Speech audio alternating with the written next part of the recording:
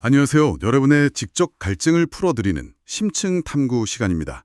오늘은 이우경 정신건강의학과 의사이자 경영학 박사님의 결, 팀장과 ESG, 건전한 사내 정치. 이걸 함께 좀 파헤쳐 볼까 하는데요. 직장에서 팀장의 역할, 이거 정말 중요하잖아요. 근데 뭐랄까, 단순히 업무 능력만 좋다고 성공하는 팀장이 되는 건, 아닌 것 같아요. 일 잘하는 거 외에 성공적인 팀장이 되려면 과연 뭐가 필요할까요? 어쩌면 우리가 좀 불편하게 느끼는 사내 정치라는 영역에 답이 있을지도 모르겠습니다. 이 글이 바로 그 지점을 파고들면서 심지어 ESG 경영과도 연결짓고 있거든요. 그래서 오늘 저희의 탐구 목표는 이겁니다. 성과 이면에 숨겨진 성공 요인을 찾아보고 특히 팀장에게 필요한 건강한 정치력이란 무엇인지 그리고 그걸 어떻게 발휘해야 하는지에 대한 통찰을 얻는 거죠. 자, 청취자 여러분도 혹시 일만 잘하면 되는 줄 알았는데 하고 벽에 부딪힌 경험 있으신가요? 오늘 이야기에 한번 귀 기울여 보세요. 바로 시작해 보겠습니다. 먼저 그래서 팀장을 회사의 심장에 비유하는 부분 이게 참 인상적이에요. 팀장이 강해야 회사가 강하다. 딱 맞는 말 같아요. 조직의 허리로서 사람, 성과, 조직 문화를 다 챙겨야 하는 자리니까요. 그쵸? 네, 그렇죠. 팀원들 동기부여도 해야 하고 때로는 가르치고 성장시키면서 결국엔 팀 전체가 성과를 내도록 이끌어야 하니까요. 이게 혼자 스타 플레이어가 되는 게 중요한 게 아니더라고요. 팀원들이 각자 역할을 잘 해내도록 돕는 조력자, 또 전략가 역할, 이게 핵심인 것 같아요. 맞아요. 그래서도 승리하는 팀은 승리하는 팀원으로 구성된다. 이렇게 강조하는데 이게 딱 팀장의 역할을 보여주는 말 같습니다. 네, 정말 그렇죠. 근데 여기서 글이 아주 흥미로운 질문을 던져요. 과연 능력만 있으면 성공할 수 있느냐는 거죠. 성공의 85%는 인간관계로 만들어진다는 말을 인용하면서 말이죠. 그러니까 소위 똑똑한 에이스 직원이 꼭 성공적인 팀장이 되는 건 아니다. 이렇게 지적해요. 여기서부터 이야기가 재밌어집니다. 바로 그 지점에서 우리가 흔히 말하는 EQ, 담성지수의 중요성이 확 떠오르는 거죠. EQ라는 게 자기 감정을 잘 다스리고 또 다른 사람의 감정을 잘 읽고 반응하는 그런 능력이잖아요. 네, 그렇죠. 이게 곧바로 인간관계 능력과 직결된다는 겁니다. 그래서 표현하는 것처럼 윗사람에게는 신뢰와 인정을 받고 아랫사람에게는 존경과 지지를 얻고 또 동료들과는 원활하게 협력하는 관계, 이걸 만드는데 EQ가 결정적인 역할을 하는 거죠. 아하. 그래서 입사는 IQ로 할지 못나도 승진은 EQ로 한다. 이런 말이 나오는 거고요. 입사는 IQ, 승진은 EQ. 확 와닿는데요. 근데 EQ만 있으면 될까요? 글은 여기서 한 발 더 나아가서 PQ, 그러니까 정치지수, Political Quotient라는 개념까지 꺼내들어요. 회사 생활은 정치 게임이다 이런 표현, 좀 세게 들릴 수도 있는데요. 여기서 말하는 PQ는 정확히 어떤 능력인가요? 네, 그 정치라는 말 때문에 좀 부정적인 느낌을 받기 쉽죠, 아무래도. 흔히 줄석이나 뒷담화 이런 걸 떠올리니까요. 네, 보통 그렇죠. 하지만 이 글에서 말하는 정치는 그런 게 아니에요. 오히려 건전한 사내 정치의 필요성을 강조하고 있거든요. 여기서 PQ란 조직 안에서 자신의 영향력을 긍정적으로 사용하고 여러 사람들의 이해관계를 효과적으로 조율하면서 문제를 해결해 나가는 능력, 이걸 의미합니다. 긍정적 영향력과 조율 능력. 네, 자신의 노력과 성과를 제대로 인정받고 필요한 자원을 확보하고 또 부당한 공격으로부터 자신과 팀을 보호하는 능력, 이런 거죠. 그래서는 이걸 내가 한 일을 지키고 정당한 대가를 얻는 것, 이렇게 표현해요. 그렇군요. 어찌 보면 조직에서 살아남고 성장하기 위한 필수 생존 기술, 그런 셈입니다. 그래서 PQ 역시 입사는 IQ지만 승진은 PQ다라고 강조하는 거고요. 그렇다면 건전한 사내 정치와 불건전한 정치를 구분하는 게 정말 중요하겠네요. 구체적으로 어떤 차이가 있을까요? 그래서는 명확히 대비시키고 있어요.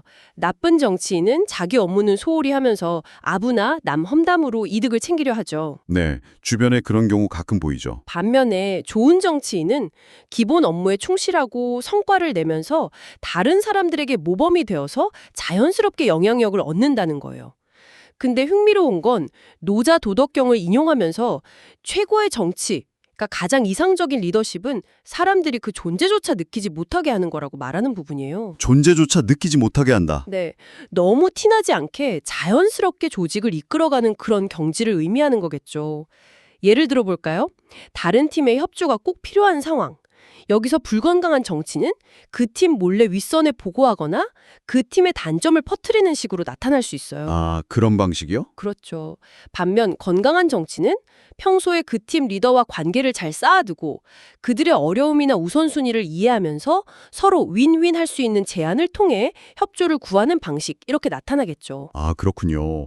건전한 사내 정치라는 게 결국 긍정적 영향력, 그리고 관계 관리 능력, 이렇게 이해하면 되겠네요. 네, 맞습니다. 근데 글은 여기서 한 걸음 더 나아가서 이 사내 정치가 ESG 경영과 연결된다고 주장해요.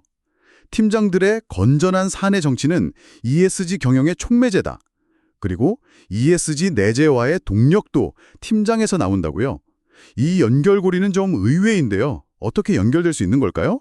솔직히 말해서 글 자체에서 그 연결고리를 아주 상세하게 막 풀어지지는 않아요. 아, 그래요? 네. 하지만 충분히 그 의미를 추론해 볼 수는 있습니다.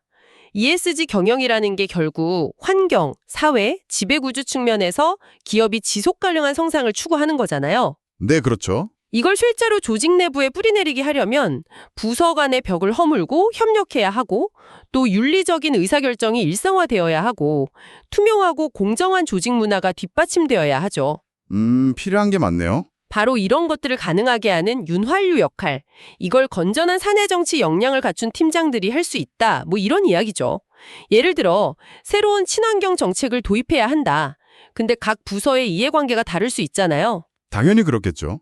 이때 팀장이 자신의 건강한 정치력, 즉 설득력과 관계 형성 능력을 발휘해서 여러 부서의 협조를 이끌어내고 공감대를 형성한다면 ESG 목표 달성이 훨씬 수월해지겠죠. 아마 저자는 이런 맥락에서 팀장의 역할을 강조하고 싶었던 것 같습니다. 아, 윤리적 리더십과 조직 내 신뢰 구축, 이게 ESG의 핵심 기반이라는 점에서 보면 타당한 연결 시도라고 생각됩니다. 팀장의 역할이 정말 막중하네요. 그럼 이 중요한 건전한 사내 정치를 잘 해내려면 팀장은 어떤 마음가짐과 처신을 해야 할까요? 그는 여기서 고전, 명심보감의 지혜를 빌려와서 세 가지 원칙을 제시합니다. 아주 흥미로운데요. 총명해도 어리석음으로 몸을 지키고, 공이 높아도 양보함으로 덕을 지키며, 용맹해도 두려움으로 힘을 지키라. 이 세 가지 좀 더 자세히 들여다보죠. 첫 번째가 어리석은 듯이 살자는 건데 이건 무슨 뜻일까요? 똑똑함을 감추라는 건가요? 네, 핵심은 드러내지 말라는 겁니다. 그 명심보감의 구절은 대지야구라는 고사성어와 통하는데요. 정말 큰 지혜는 오히려 어리석어 보인다는 뜻이죠. 왜 그럴까요? 글의 설명에 따르면 사람들은 본능적으로 자기보다 너무 잘난 사람 앞에서는 좀 주눅들거나 불편함을 느끼고 오히려 조금 빈틈이 고이는 사람에게는 편안함을 느낀다고 해요. 아, 그런 심리가 있군요. 네, 그래서 팀장이 자기 능력을 너무 과시하면 팀원들이나 동료들이 다가가기 어려워하거나 심하면 질투심을 느낄 수도 있다는 거죠. 때로는 알면서도 모르는 척, 할 수 있어도 안 하는 척하는 것이 오히려 관계를 부드럽게 하고 협력을 이끌어내는 데 도움이 될 수 있다. 뭐 이런 역설적인 지혜입니다. 자신의 지능 IQ를 상황에 맞게 조절하는 감성지능 EQ의 발현, 이렇게도 볼 수 있겠죠? 아, 그러니까 잘난 척하지 말고 겸손하라는 말이군요. 알겠습니다. 두 번째는 양보하면서 살자인데요. 이건 좀 더 직접적으로 와닿네요. 그렇죠. 공로나 성과를 혼자 독식하지 말고 나누라는 의미입니다. 그래서는 꽤 현실적인 경고를 하는데요. 혼자만 계속 칭찬받고 승진하면 주변의 시기를 사거나 구설에 오르기 쉽고 자기 성과만 너무 내세우다 보면 조직에서 고립될 수도 있다는 거예요. 충분히 그럴 수 있죠. 그래서 공이 생기면 상사에게 돌릴 줄도 알고 부하 직원들과는 함께 나누면서 격려하고 동료들에게는 때로는 내가 좀 손해보더라도 기꺼이 베푸는 자세, 이게 필요하다고 조언합니다. 물론 이게 쉽지 않다는 걸 글쓴이도 아는 것 같아요. 난드코도라는 말을 인용하는데요. 난드코도요? 네, 똑똑한 사람이 바보인 척하기가 정말 어렵다는 뜻입니다. 그만큼 의식적인 노력이 필요한 덕목이라는 거죠. 하하, 어렵지만 확실히 장기적으로는 그게 더 현명한 처신일 수 있겠네요. 맞습니다. 마지막 세 번째는 두려운 듯이 살자입니다. 이건 어떤 의미로 받아들여야 할까요? 소심하게 행동하라는 건 아닐 텐데요. 맞습니다. 겁먹으라는 뜻이 아니라 신중하라는 의미에 가깝습니다. 즉흥적으로 행동하지 말라는 거죠. 하고 싶은 말이 있다고 바로 뱉고 떠오르는 아이디어가 있다고 바로 실행하고 원하는 게 있다고 무조건 밀어붙이는 대신에요. 한 템포 쉬면서 과거의 경험 점검, 일 돌아보고 현재 상황 멈춤을 잘 살피고 미래에 미칠 영향까지 고려해서 움직이라는 겁니다. 아, 신중함. 특히 어려운 상황에 처했을 때의 대처법도 인상적인데요. 곤경에 빠졌을 때는 조용히 참고 견디라는 거. 찻잔 속 태풍처럼 여기면서요. 보기 싫은 장면은 못 본 척하고 눈앞에 낙엽처럼 무시. 나쁜 소문은 못 들은 척하라는 귓가에 가람처럼 흘려버리라는 조언이 나옵니다. 회피하라는 건가요? 회피라기보다는 뭐랄까 불필요한 에너지 소모를 줄이고 평정심을 유지하라는 쪽에 가까운 것 같아요. 이 모든 걸 아우르는 말이 화광동진인데 자신의 빛을 너무 드러내지 않고 세상의 먼지와 함께 어울린다는 뜻이거든요.